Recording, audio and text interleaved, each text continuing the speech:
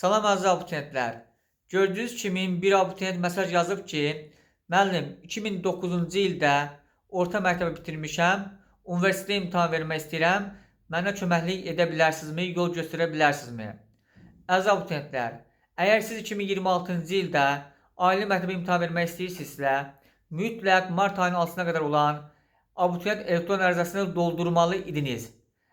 Əgər həmin ərizəni doldurmayıbsınızsa, siz bu il ali məktəbə imtahan verə bilməyəcəksiniz. Siz nə edə bilərsiniz? Siz növbəti ildə təyin olunmuş vaxtda elektron ərizəni doldurun və növbəti ildə ali məktəbə imtahan verin. Və ya əgər növbəti il gözləmirsinizsə, Türkiyədə əyani və ya açıq öyrətim şəklində, Azərbaycan dilində isə qiyabi şəkildə ali təhsil ala bilərsiniz. Mən sizin qəbulunuzu Türkiyədə ala bilərəm. Hansı variant sizə uyğundursa, həmin variant üzərindən gedin.